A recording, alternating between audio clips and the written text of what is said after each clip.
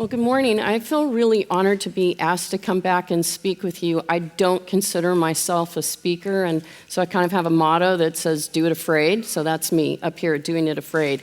But you guys are near and dear to my heart because I have 4 adult sons and 1 adult daughter and 3 granddaughters. So I spent a big part of my life, I say being pregnant, and then raising our kids, and we homeschooled for years, and so that part of my life is probably my favorite part of my life. So I love to get to come and speak with you. As Missy mentioned, I'm a therapist in private practice, and I've been doing that, I can't remember, it's like 13, 15 years. Prior to that, I started a program at Fresno State for students with intellectual disabilities. I have a brother with an intellectual disability, so I have a real passion for people who struggle in those ways. And then prior to that, I worked at Children's Hospital in Fresno as a social worker in child abuse. So I have kind of a wide. They say millennials will change jobs at least 6 times in their lifetime. I think I kind of fit that. I started off as a music therapist, so there you go. Who knows? This morning, every Thursday morning, I have a phone call with a friend who has been a friend for many, many years, and she lives in Southern California, and we talk from 7 to 8 every Thursday morning. And this morning, I was telling her, what's your day look like? And I told her what I was doing, and she said, oh, what are you talking on? And I said, communication, kind of ironic, huh? And she said, yeah, they probably invite you because you don't exemplify perfection. So there you go. I also realize that, in talking to you for 30 minutes, there's just going to be little things that maybe you remember. And so I hope that as you listen, there's something that you can grab onto and take away. And I don't expect that you're going to take the whole thing away with you. And actually, the ladies just did a great job of setting it up and giving you probably the little nuggets that you need to remember. So if you need a nap because you're a mom, go ahead, close your eyes. I won't be offended.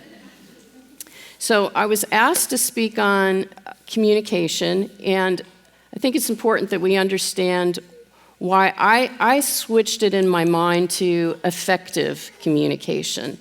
So we need to understand why effective communication is important, and maybe there's some things that I'm going to say that some of it's like, oh yeah, duh, but then there's some other things that might prick your interest. So good effective communication is really the foundation for good, healthy relationships.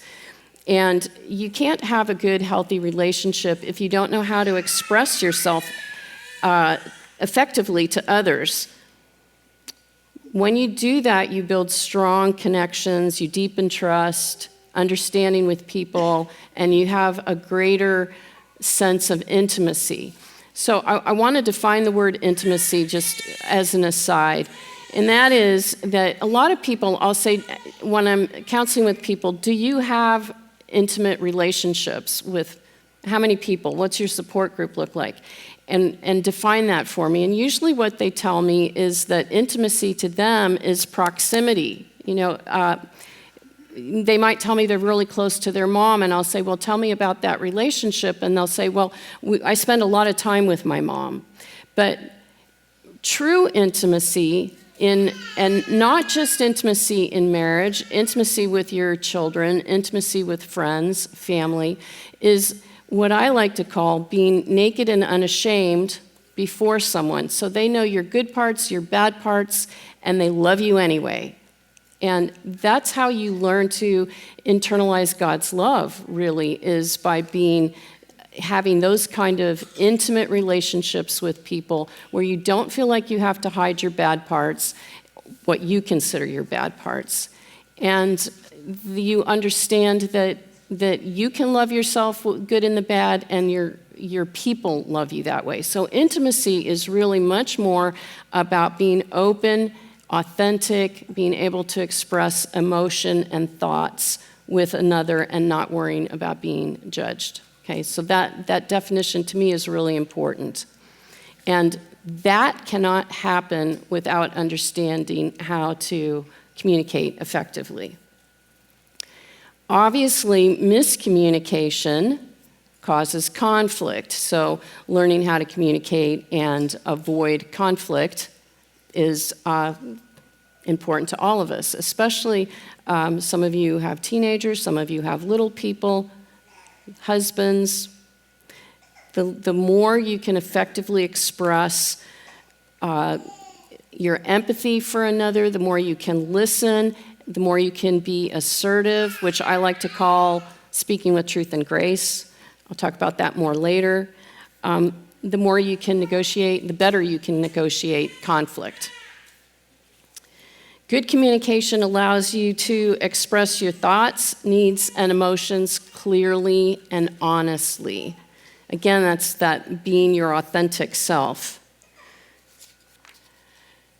And being able to do that enhances your relationships.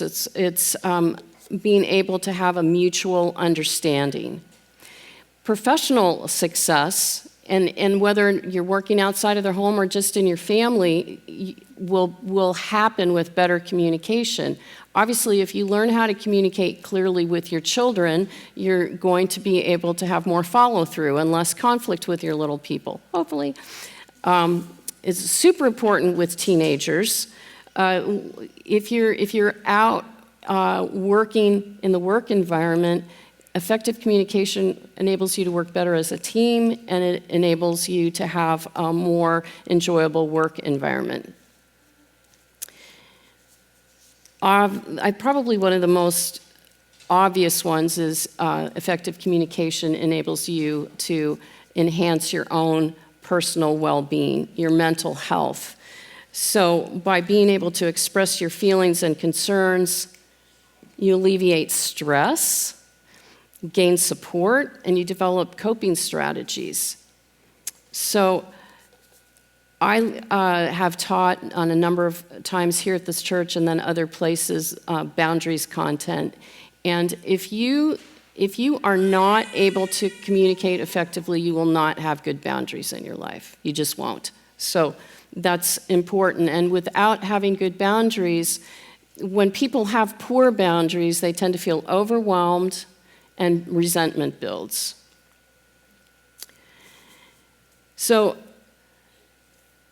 the effective communication fosters empathy as you actively seek to understand another person's perspectives. So that's the listening aspect of it. And that's another thing that I'll talk about in a little bit, but it's two-sided. I heard somebody say that in your what do you call that first part that you just did? What? The mentor moment. Thank you. Yeah, to say that the communication is not just the speaking part, but it's the listening part. So as we're sitting here, effective communication is not just my speaking, but it's also your listening. So, do any of you have teenagers? Some of the mentor moms have teenagers, and then some little people start sooner. But negotiation and persuasion, learning how to negotiate and persuade people. When you have little people, it's a skill that's important, and the better you get at it, by the time they're in high school, they won't get your game so quickly if you can negotiate with them, because they develop really good negotiation and persuasion skills. I have my youngest son is 28, and he is better at getting to yes than anybody I know.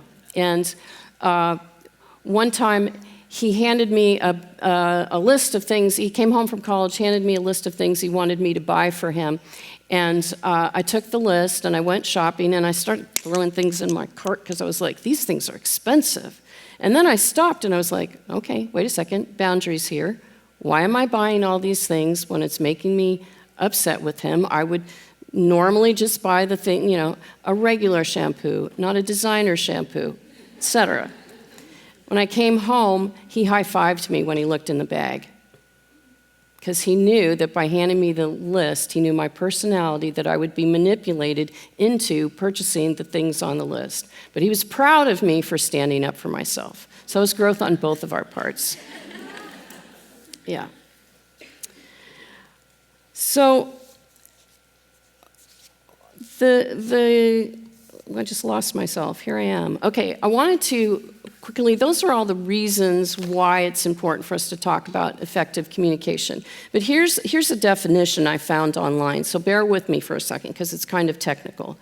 Communication is the process of sharing and exchanging information, ideas, thoughts, emotions, and intentions between individuals or groups through various channels and mediums. It involves a sender encoding a message, which is then transmitted through a chosen communication channel, received by the intended recipients, and decoded to extract its meaning. Effective communication encompasses not only the transmission of information, but also the understanding, interpretation, and appropriate response to ensure mutual comprehension and shared meaning. Okay, so I wanted to start off by talking about what are the barriers to effective communication. And again, some of these are going to be obvious, but some maybe not so obvious. And the reason I wanted to do this way is I want you to listen and maybe diagnose yourself through here. Like as I talk about what the barriers to good, effective communication are, see if some of these are places where maybe you need some growth and some help. Because you can't really grow unless you know where you need to grow to. So this part is for diagnosis. So obviously language barriers can cause language. I have 3 of my adult children are married to people whose parents are from other countries. So we have Korean, Chinese, and Chilean. So there's always little communication things that happen there. Recently, several times, my daughter lives in Australia. I think I told you last year how mad I was about that, but I'm still mad. I still have the resentment. You'll hear it come out. But we went every time I've gone to visit them. So obviously in Australia, they speak English, right? And I speak English. But when we talk to each other, we have a really hard time understanding each other. I might go into a store. The worst for me was my daughter asked me to go buy Indian food. So I went to buy some Indian food, and there was a woman whose native language was Indian, but she was speaking with an Australian Indian kind of accent. She could not understand me, and I couldn't understand her, and I just started pointing to things. But we were speaking the same language. So that obviously can be a problem. And just think about my first example in our family, how that can bring up issues. So language barrier, physical barriers. So it could be environmental factors, like maybe there's noise in the background, or you're having difficulty with acoustics. Maybe my microphone wouldn't be working well. I'm having allergies today, so I can tell my voice is gravelly. That might be harder for you to understand. But the other one would be distance. So my husband and I moved here almost 8 years ago now, and he works in Fresno at Valley Children's Hospital, and obviously I live and work here. And then his mother is recently, within the last year, about a year now, was moved to board and care. So he spends time up with his mom, and I think we figured out that we might spend 8 days a month together right now, and it's been that way for the last year. And so we have to work really hard at intentionally communicating with each other. If you have a spouse that travels or works long hours, the other example is my daughter in Australia. If I want to stay connected to them, here's my resentment now. They've added another layer of difficulty on because they got out of their home, they bought a little trailer, and they're traveling around Australia. So figuring out how to stay connected, both with my husband and with my daughter, has been a real thing. So being that we can even just communicate about the day-to-day things that we have to communicate about, I have to be very intentional about thinking about those things. So physical barriers. Emotional barriers. Emotional barriers are things like being angry, being anxious, being fearful. Those things can make it difficult, A, to express yourself clearly, and B, to hear clearly. So when I worked at the hospital, I would often suggest to parents that they record when they go in to see a doctor, because they'd be so anxious that they couldn't hear what was being said, right? I don't like public speaking, so I have to really slow myself down and think to be able to be clearer in ways that you can understand me. You can tell me later if you didn't understand me. Wait, though, till I'm finished. But those high states of emotion make communication difficult. So being aware of that. And there are things you can do about that. Cultural barriers. Every one of you comes from a family of origin that had its own culture, whether or not it was an international culture or just, your generic American culture.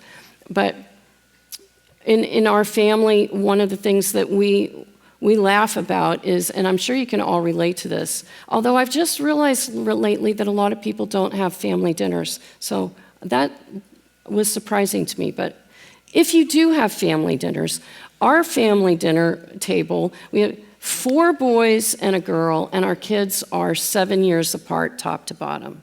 So can you picture the chaos? And there were times when my husband would stand up and calm everybody down and ask our daughter if she had anything to say, because she was kind of quiet.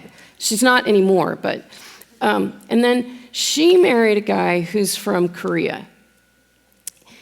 And his brothers and dad left home when he was 8 years old. So picture his dinner table. A little 8-year-old with his mom who's making sure he has all the food he needs and gets to say what he wants to say, if anything. Apparently, most of the time it was quiet. So that right there is bringing 2 different cultures to clash, right? At our house, if somebody wanted food, they grabbed it, or they might say, hey, that second piece of chicken is mine, right? Steve, we had to learn this about him. He would say, hey, would anybody like to finish this chicken? And hands would go up and it would start being divided, and then he'd sit there and sulk. And we had no idea why. But in his house, if he was offering the food to you, it meant he wanted it. And your job was to say, oh, no, Steve, feel free. Have that piece of chicken. So that is an example of maybe a cultural barrier. Lack of attention and focus. This is a big problem at our house because my husband is like the original absent-minded professor. He's either looking at his phone, he's either reading something on Kindle, or he's listening to something with his iPods in. Is that the right word? Earpods, iPods, whatever. Earpods, right? And for me, I have trouble because I'm a multitasker. I'm always, So at our house, we have to make sure that we say something like, is this a good time for me to ask you a question? When you have time, could we talk about something? We have learned that we have to grab the other person's attention, because with the inattention, all kinds of miscommunication happens. Okay, this one is my favorite one. Not favorite because it's good, but it comes up so often. This comes up in counseling virtually everybody I talk to, and that is making assumptions and having distorted thoughts. Do you all know what I mean by that? No? Assumptions would be, I know how you feel. Somebody literally said to me yesterday, my wife came into the room because she wanted to fight. Not too many, well, there are some personalities that like to fight, but but that was not the case. But so you imagine if you're thinking to yourself, your wife is coming in the room because she wants a fight. What's going to happen if that's what your mindset is? Maybe that wasn't why she came in the room. So, but that assumption sets the tone for the conversation.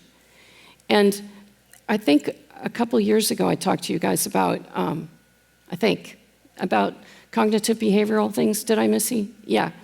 That comes up all the time where we think we know what people think. We think we know what's going to happen. We think we know somebody's motives or intentions. You have to be so careful with that.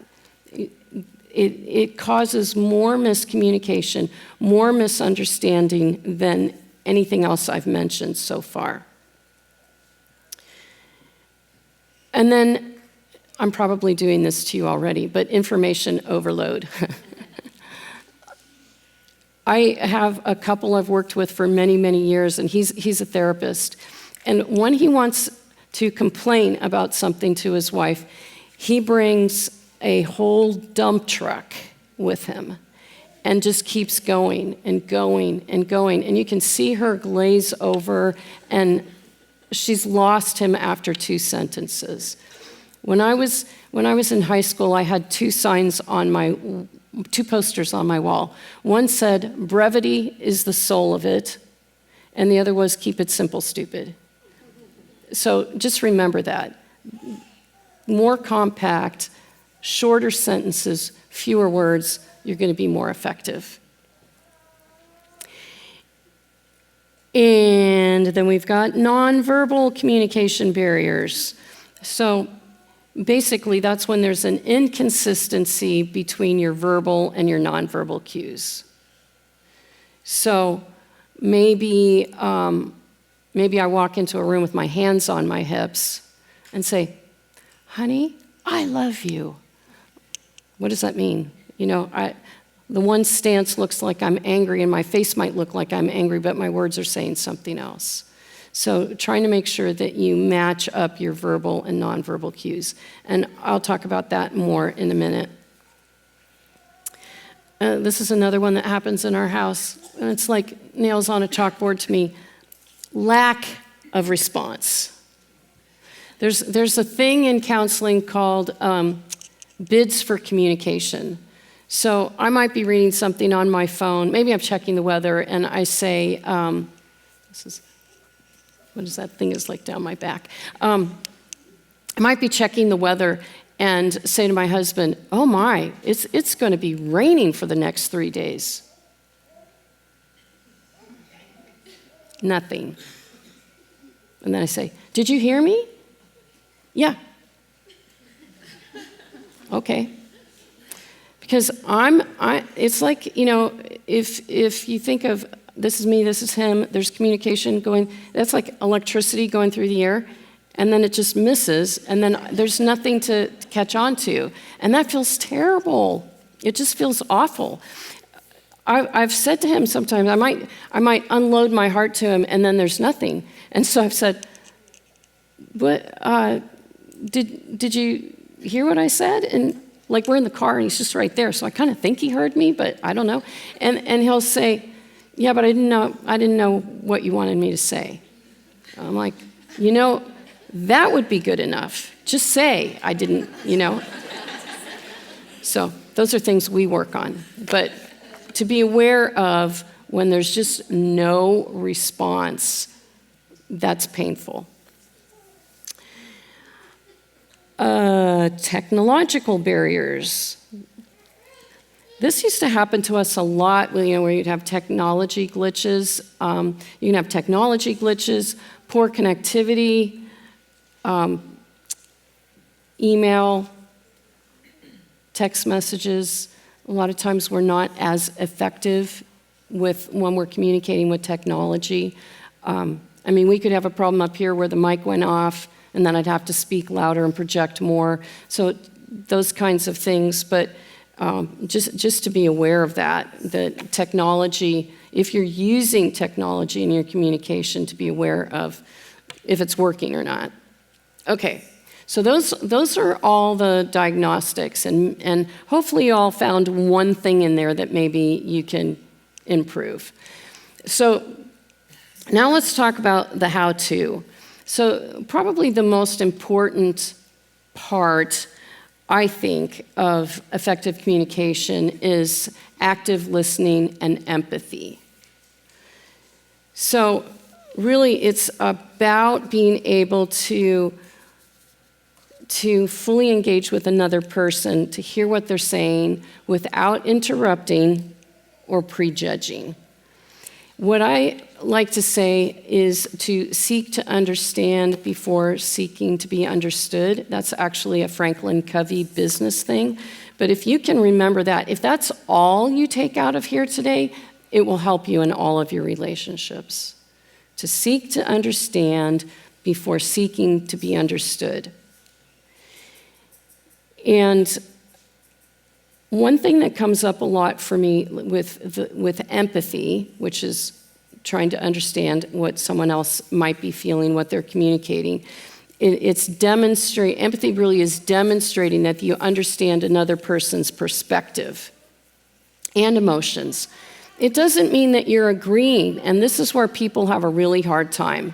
They think that if I empathize with my husband, that means I'm agreeing with his perspective, and so they don't want to do it. But it doesn't mean you're agreeing with it. It means you've heard him, and you're understanding him, and you're trying to understand it better. So I think that's an important distinction. So developing active listening skills and empathy skills really is about learning how to maintain eye contact.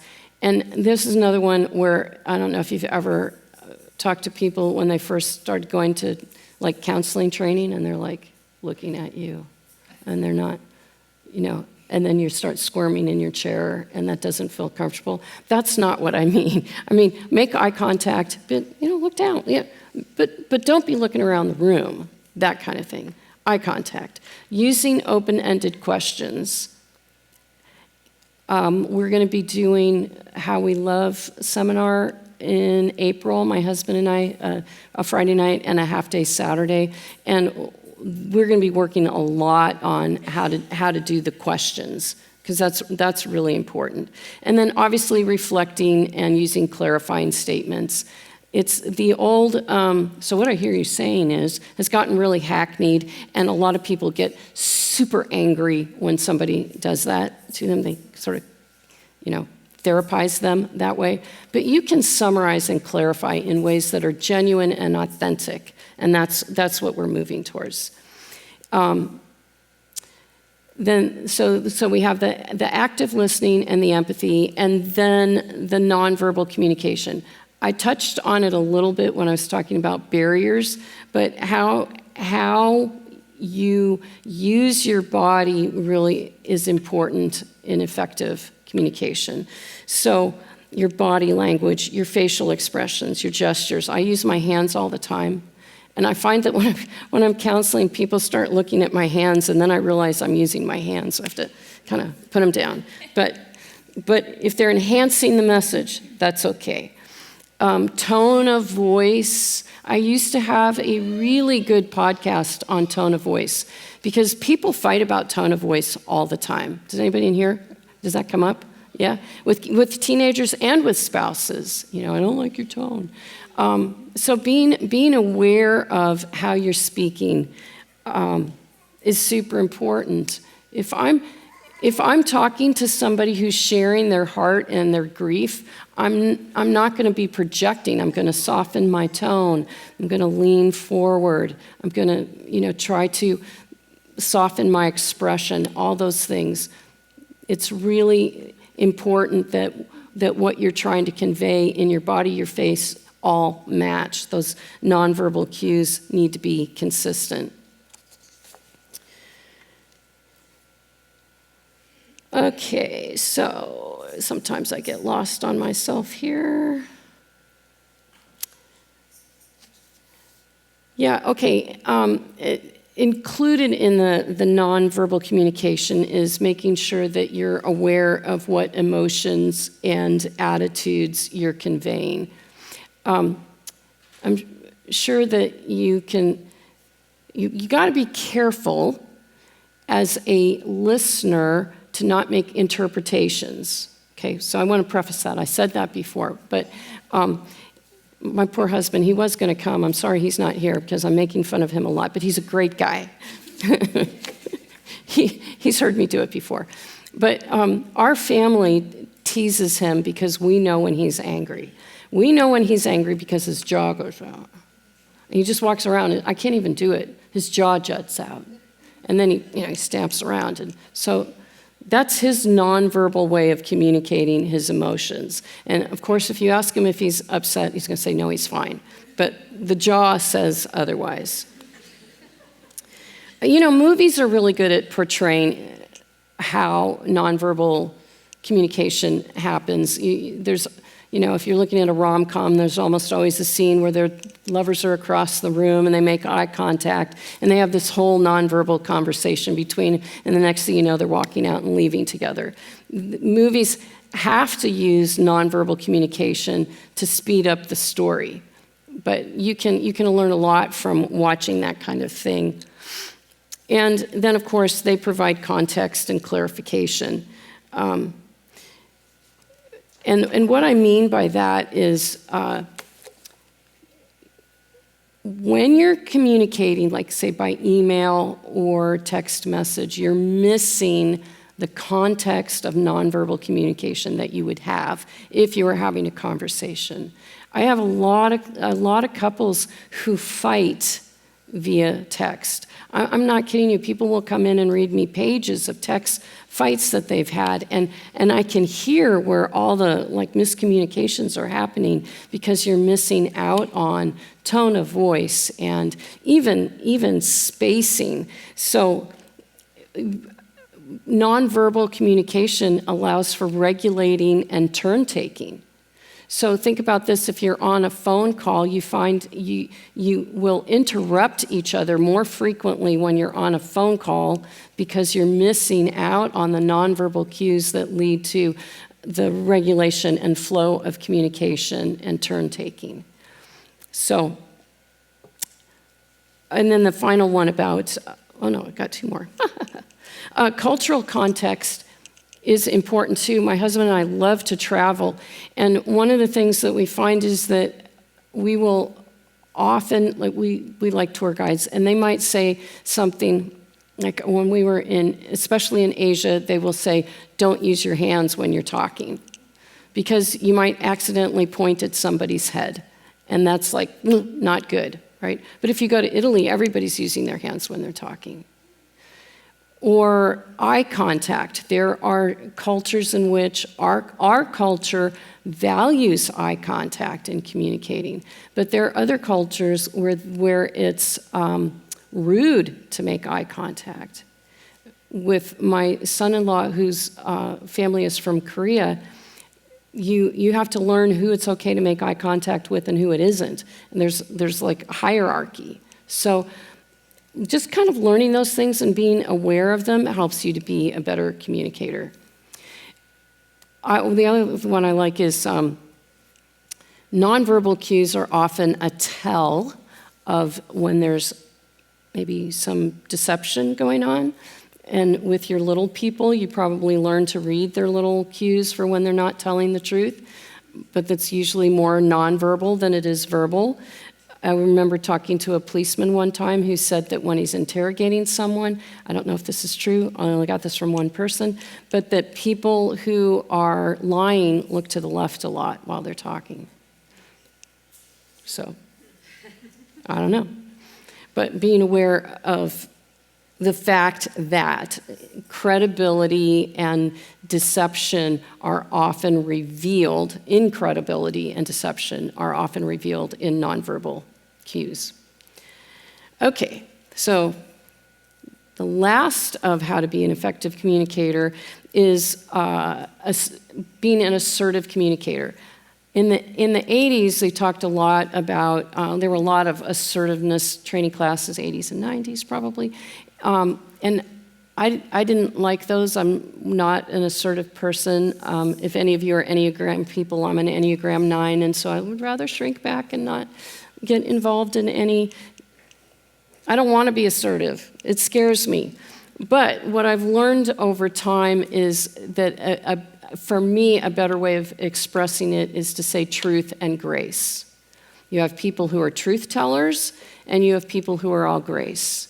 And I erred for many years on the all grace side. And so I didn't have good boundaries, didn't ask for what I needed.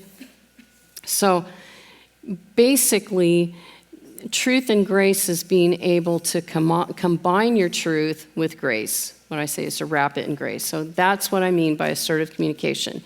So in order to be a really effective communicator, you need to know how to be a truth and grace communicator. And that means that you're going to have a clear expression of your truth. Your thoughts, your opinions, and your needs are able to be expressed clearly and directly. Not manipulatively, not passive, and not aggressively, but you're still expressing your thoughts and needs and emotions. And clear expression also means that you're learning to communicate with I statements. And so this one's kind of fun because I teach this a lot, and you have to be careful or beware of you statements that masquerade as I statements. Because as I'm teaching people to use I statements, people will come in and then say, I feel that you are always late. You hear that? That was a you statement. That was not an I statement. So when we talk about communicating with I statements, one of my clients dubbed this the sandwich, but usually you say something positive like, hey, I really enjoy spending time with you. But I feel frustrated when we can't start things on time or when we get to things late. And I'm wondering if there's a way we can work together to be more timely. That's truth and grace. You see that? So that was not a critical statement. I'm still complaining about the fact that somebody's late. But as soon as I say, I feel that you are always late, they're going to be defensive. And now we have an argument on our hands or conflict. Okay? So that one's pretty important. Being a truth and grace communicator also means that you are a respectful listener. So it emphasizes active, respectful listening, that you're listening to your other recipient's viewpoint, that you're seeking to understand their perspective. That goes back to the empathy piece.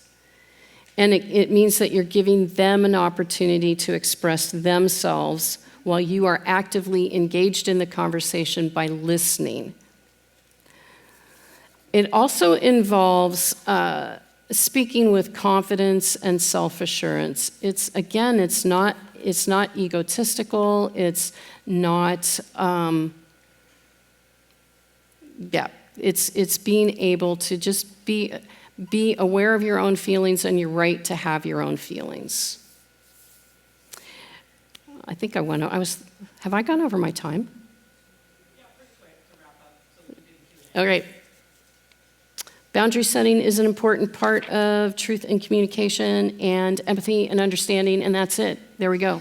Thank you.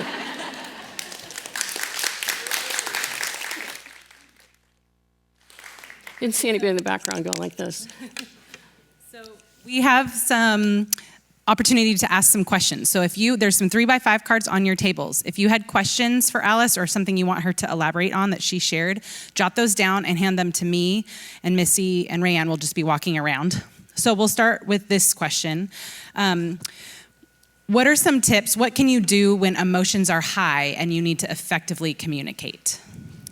That's an excellent question. So what I would say is I would ask for a break. Like, could I just have a minute or two?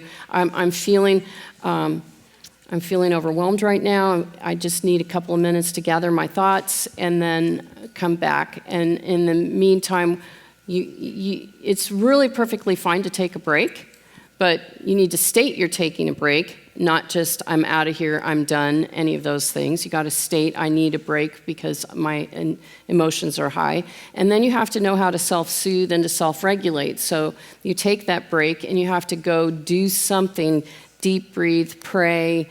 I had a client who used to go paint her nails, and just doing that regular thing would calm her down, her emotions down enough that then she could go back and have a conversation. So lots of things that you can do to self-regulate to then go back into the conversation. Another question, do you have any pointers in helping siblings learn to communicate with each other? Oh, that's a great one. Specifically teen and preteens, but a lot of us have even elementary school age kids that we're trying to get to Yeah. communicate. Well, we used to sit down and have a little, like, so there were 5, and they were very close together in age, so nobody fought with the oldest one, and they still don't. They just totally respected him, and so I don't even remember him ever being a part of any of these, but we would have like little sit down at the table, and everybody had a turn to express what they wanted to say.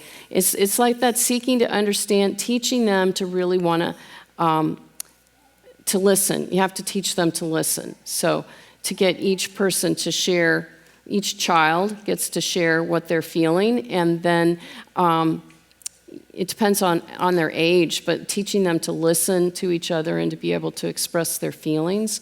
I think that being able to learn feelings vocabularies is really important. I think your age group does it way better than my age group as parents did, but not so much the high and low, like, at a dinner table where you might do highs and lows. That's good, but it's a lot more effective if they can use a positive feeling word and maybe a more negative feeling word and start to develop their feeling words vocabularies, because then when you bring them to sit down, you can say, how did you feel when your brother stole your toy?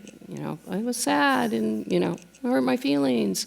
So that you can teach them to start using feeling words. Is that?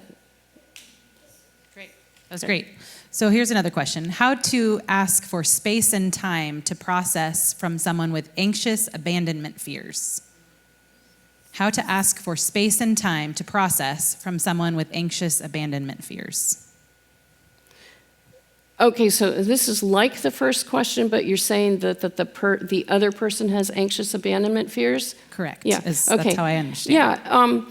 That just requires the reassurance that I will be back. It's lots of reassurance before you take your break. Like, I know this is really important. I'm not leaving you. I'm not leaving the conversation, but I'm finding myself a little overwhelmed, and I want us to be able to have a good conversation, so I will be back in just a few minutes. A lot of reassurance ahead of time. What do you do when you get the courage to set a boundary and then it's ignored? Okay, I love that.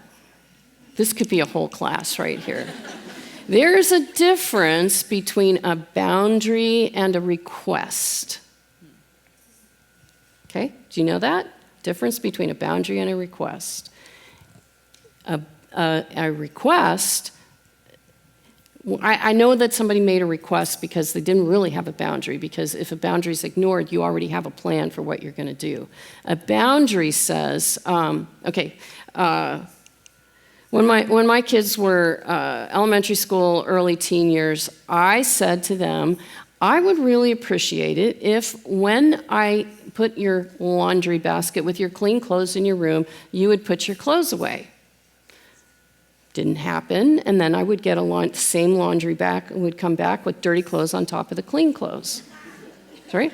So I made the request again, and I might have made the request in different ways, made sure they understood, got some feedback. Are you understanding what I'm asking? And then I said, okay, now I'm finished with requests, I'm moving to a boundary. And the boundary was, if that laundry basket comes back into the laundry room with dirty clothes on it, from then on you will be doing your own laundry. The next time the laundry basket came back, there were dirty clothes on there, and I was like, let's teach you how to do your own laundry. And I never did his laundry again. Well, probably not never again, because, when he came home from college or whatever, but he learned. That's the difference, okay? You have a plan, and a boundary is not a wall. A boundary is intending for there to be growth on both sides. It's not, you're out of here, that's a wall, and that's something totally different. It's meant that we're both going to grow from this. It's what I can tolerate and what I need you to learn. So it's more than just a request. And so if you have a boundary, by definition, is going to have a planned out action if the request is not met. So if it was a request and not yet a boundary, but they ignored your request, then would you say to continue to set boundaries? Then you would move to having a boundary. Okay. If to me, I think it's really important that the recipient, you're clear that they're clear on what it is that you're asking for. Okay, yeah.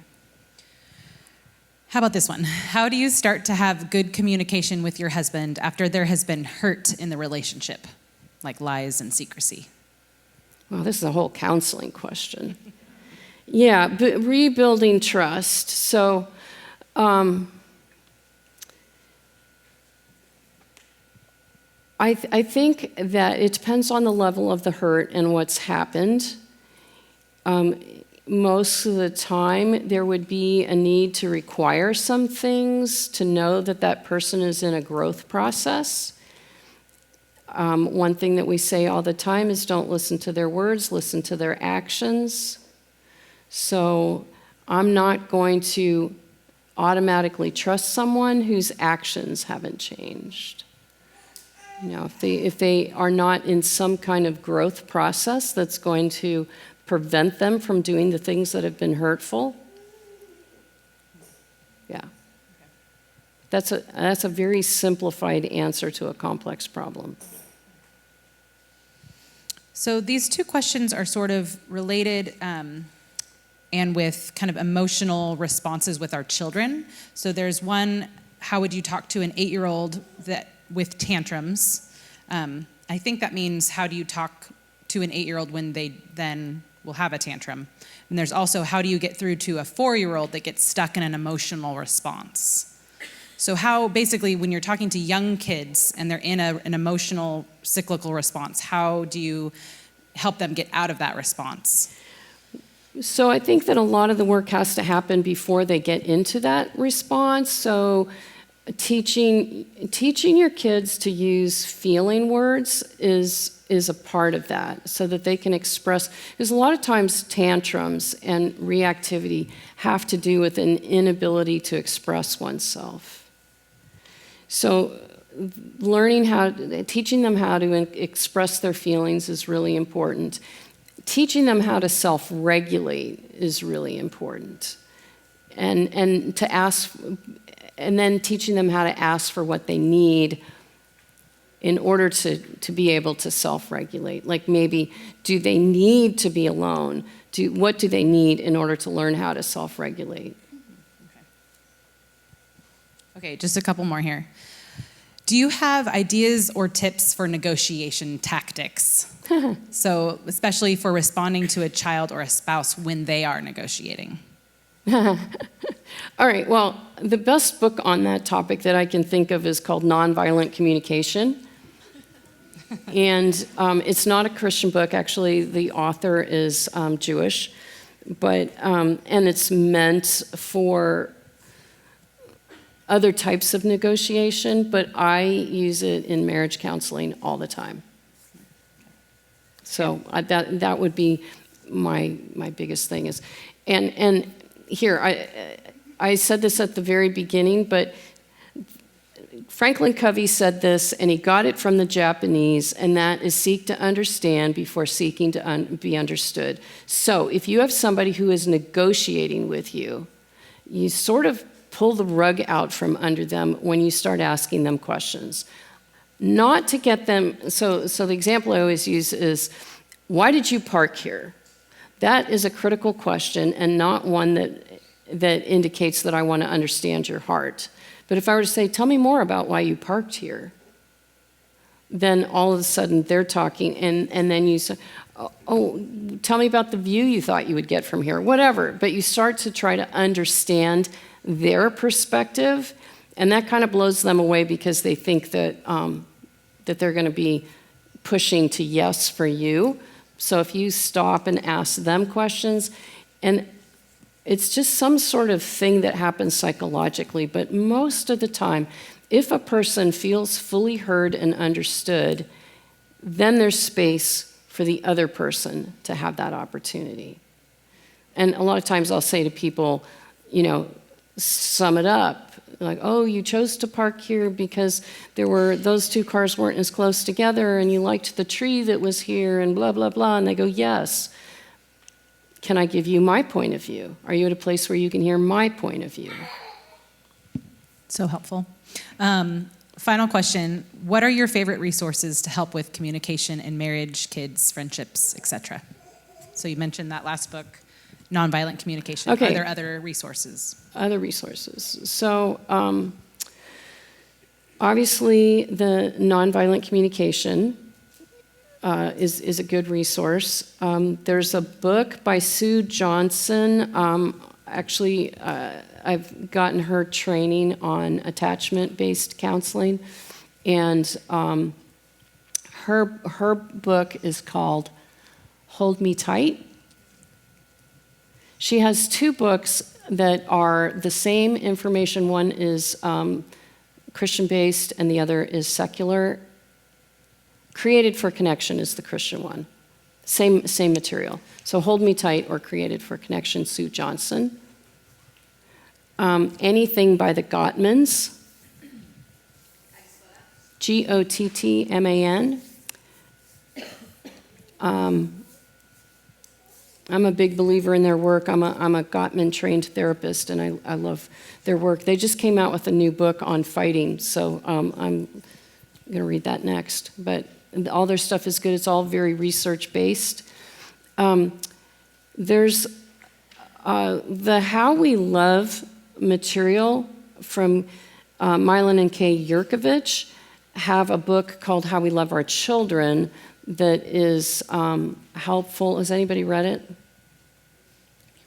Did you find it helpful in talking with the kids? Yeah. We also did your seminar, too, a while ago. Which one? The How We Love seminar you did. Yes, yeah. A lot of the material, Jan Johnson wanted us to do How We Love just for couples. I'm not sure I've convinced her to have that not be the case, but I feel like the material in that we're teaching in that series is good for any relationships. Friend to friend, parent to child, parent to adult child, work, whatever. So I think that's probably... That's great. Thank you so much, Alice. Okay, you guys, I know you could probably keep talking for a long time in your tables, but we're going to wrap up, and I'm going to leave you with one final closing thought. I've been spending a lot of time in the writings from the Apostle John, so like the Gospel of John and his letters, also Revelation, just that's in there too. But I'm not going to read from Revelation this morning. You're welcome. But I am going to read from one of his letters, and it kind of is talking about communication first with our Father, the Father of lights, but also then how that affects our relationships with other people. So I'm going to read from chapter 1 into chapter 2. He is saying, "This is the message that we have heard from him, from Jesus, and we declare to you, God is light. In him there is no darkness at all. If we claim to have fellowship with him, yet walk in the darkness, we lie and do not live by the truth. But if we walk in the light as he is in the light, we have fellowship with one another, and the blood of Jesus, his son, purifies us from all sin. If we claim to be without sin, we deceive ourselves and the truth is not in us. If we confess our sins, he is faithful and just to forgive our sins and purify us from all unrighteousness. If we claim we have not sinned, we make him out to be a liar, and his word has no place in our lives. My dear children, I write this to you so that you will not sin. But if anybody does sin, we have one who speaks to the Father in our defense, Jesus Christ, the righteous one. So I just want to leave you with that exhortation to walk in the light as he is in the light. And I always think of the DC Talk song when I hear that line. But to walk in the light, and then when you do sin, be quick to repent and confess your sins, not just to the Father, but also to those around us. That's sort of a key in our relationships.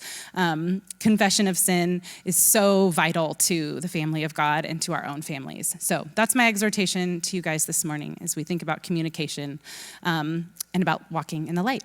So be warm, be filled, and go get your kids. Thank you, guys.